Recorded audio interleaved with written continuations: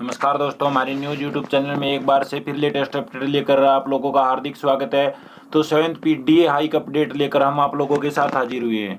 तो दोस्तों आपको बता दें कि डीए और डीआर पर बहुत दिनों से काफ़ी चर्चा चली हुई है, तो उसी के बारे में आज हम आपको पूरी डिटेल के साथ बताएंगे। क्योंकि कर्मचारियों और पेंशनरों को डीए को लेकर सरकार और पेंशनरों के बीच जो बात चली हुई है उसी के बारे में लेटेस्ट अपडेट लेकर आप लोगों के साथ हाजिर हुए हैं। वेतन में 30,000 से 1 लाख तक की वृद्धि से लेकर फिटमेंट फैक्टर पर लेटेस्ट न्यूज। तो दोस्तों फिटमेंट फैक्टर पर भी एक बहुत बड़ी खबर आई है, वही आपको इसी वीडियो के माध्यम से पूरी डिटेल के साथ एक बार बताते हैं। केंद्र सरकार के 7वें कमीशन के कर्मचारियों को जल्द ही कई बड़े फायदे मिल सकते हैं। दरअसल केंद्र सरकार के कर्मचारियों को इस साल 4 बड़े फायदे देखने को मिल रहे हैं, लेकिन जुलाई के महीने में केंद्र सरकार के कर्मचारियों के वेतन में बम्पर बढ़ोतरी की उम्मीद है। इसका इंतजार कर्मचारी भी कर रहे हैं। एक तरफ जहां डीए में 5 से 6% की बढ़ोतरी का अनुमान लगाया गया है, वहीं पर दोस्तों सरकार सभी कर्मचारियों को फिटमेंट फैक्टर, ईपीएफ लिमिट और डीए एरियर समेत बड़ी राहत दे सकती है। वहीं इन बढ़ोतरी से केंद्रीय कर्मचारी को वेतन में 30,000 से 1 लाख तक की बढ़ोतरी का फायदा मिल सकता है। तो दोस्तों ये कर्मचारियों के लिए बहुत बड़ा फायदा है। इसी के साथ देखते हुए ऑल इंडिया कंज्यूमर प्राइस के इस साल अब तक के आंकड़ों के मुताबिक केंद्रीय कर्मचारियों के डी में 5% की भारी बढ़ोतरी की संभावना जताई जा रही है। यह राशि पहले के अनुमानित 4% वृद्धि की तुलना में 1% बढ़ी है। इसी के साथ दोस्तों दूसरी ओर मीडिया के अनुमानों के अनुसार यह प्रतिशत बढ़कर 6% हो सकता है। यदि मई के एआईसीपीआई के आंकड़े अपने बढ़ते पर्यवेक्षक के साथ जारी हैं, तो इस साल जनवरी में 3% बढ़ोतरी के बाद डीए 5% की अनुमानित बढ़ोतरी से बढ़कर 39% हो जाएगा, जो कर्मचारियों के लिए बहुत बड़ा फायदा लेकर आएगा। दोस्तों जहां वर्तमान में डीए 34% है, यदि यह 6% बढ़ जाता है तो यह भारत और दुनिया भर में बढ़ती मुद्रास्फीति के समय में बहुत बड़ा होगा। इस तरह की वृद्धि से आय 3400 रुपये प्रति माह या 40,000 रुपये से कुछ अधिक बढ़ सकती है। तो आपको बता दें कि दोस्तों वहीं दूसरी ओर पीएफ मनी लिमिट बढ़ने की भी संभावना है। तो दोस्तों ईपीएफ द्वारा सदस्यों के खाते में वित्तीय वर्ष 2021 के लिए 8.10% वार्षिक ब्याज दर जमा की जाएगी। आधिकारिक घोषणा के बाद ईपीएफओ ग्राहकों और कर्मचारियों के खाते में जल्द ही ब्याज दर की राशि जमा की जाएगी। इसी के साथ दोस्तों दरअसल एम्प्लॉय प्रोविडेंट फंड ऑर्गेनाइजेशन की ओर से कर्मचारियों के लिए एक और अच्छी खबर दी जा सकती है।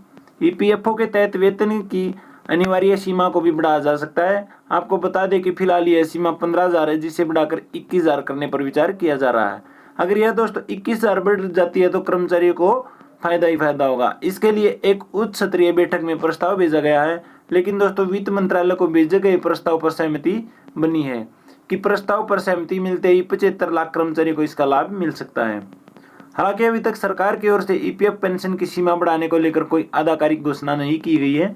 इसके लिए 4 साल पहले वित्त मंत्रालय को एक प्रस्ताव भेजा गया था, जिसके लिए लिमिट को 15,000 रुपये से बढ़ाकर 21,000 रुपये प्रति माह करने का प्रस्ताव किया गया था। इसी के साथ बता दें कि दोस्तों 2004 में इसका संशोधन किसके लिए किया गया था, जिसके लिए पीएफ वेतन सीमा को 6500 रुपये से बढ़ाकर 15,000 रुपये कर दिया गया था। लेकिन इस बार अगर यह आंकड़ा बढ़ता तो इसका बड़ा फायदा 75 लाख कर्मचारियों को मिल सकता है। इसी के साथ दोस्तों फिटमेंट फैक्टर पर भी बड़े अपडेट सामने आ रहे हैं, वह भी आपको इसी वीडियो के माध्यम से एक बार बता देते हैं। फिटमेंट फैक्टर केंद्र सरकार कर्मचारी संघ यानी कि सेंट्रल गवर्नमेंट एम्प्लॉयज यूनियन की फिटमेंट फैक्टर को 2.57 से बढ़ाकर 3.68 गुना करने की मांग कर रहा है। अगर सरकार उनकी मांग मान लेती है तो सरकारी कर्मचारियों का मूल वेतन भी 18,000 रुपये से बढ़कर सीधा 26,000 रुपये कर दिया जाएगा। इससे पहले 2017 में सरकार ने एंट्री लेवल पर सैलरी बढ़ाई थी। उस समय मूल वेतन को 7,000 रुपये से बढ़ाकर 18,000 रुपये किया गया था। अगर दोस्तों फिटमेंट फैक्टर बढ़ा दिया जाता तो जुलाई में कर्मचारियों को उनके मूल वेतन में वृद्धि के साथ साथ बढ़ा हुआ डीए मिलने की संभावना है। क्या 18 महीने पुराने डीए एरियर का होगा क्लियर? तो दोस्तों ये बहुत बड़ी अपडेट निकलकर सामने आई है कि जो 18 महीने से रुके हुए डीए एरियर पर latest update day by day आ रही है, तो उसी के बारे में एक बहुत बड़ी खबर निकलकर सामने आई है कि डीए जो 18 महीने से चला हुआ एरियर है वो क्लियर होगा या नहीं होगा। तो दोस्तों महंगाई भत्ते के 18 माह के बकाया भुगतान की खबर ने एक बार फिर जोर पकड़ लिया है। हाल के सूत्रों की माने तो लगातार मना करने के बाद सरकार एक बार फिर इस पर विचार कर सकती है। दरअसल जनवरी 2020 से जून 2021 तक के डीए एरियर के भुगतान की समस्या का समाधान जल्द हो सकता है। केंद्र सरकार के कर्मचारियों को एक ही भुगतान में 2 लाख रुपए के सभी बकाया प्राप्त करने की संभावना से नहीं चूकना चाहिए, क्योंकि कर्मचारियों के वेतन, बेड और ढांचे का असर डीए एरियर की राशि पर पड़ेगा। और दोस्तों बता दें कि केंद्र सरकार के कर्मचारियों को साल में 2 बार जनवरी और जुलाई में डीए मिलता है। आमतौर पर घोषणा मार्च से सितंबर के बीच होती है, लेकिन दोस्तों वित्त मंत्रालय ने कोरोना महामारी के चलते जनवरी 2020 से जून 2021 के बीच केंद्रीय कर्मचारियों के डीए में वृद्धि पर रोक लगा दी थी। इसी के साथ जुलाई 2021 में जब कर्मचारियों का डीए 17 से बढ़ाकर 28% किया गया तो इसे दोबारा लागू किया गया। अक्टूबर में 21% तक पहुंच गया और फिर जनवरी में इसे बढ़ाकर 34% कर दिया गया था। तो दोस्तों अब 34% के हिसाब से कर्मचारियों को डीए मिल रहा है। आज की वीडियो में इतना ही। जय हिंद, जय भारत।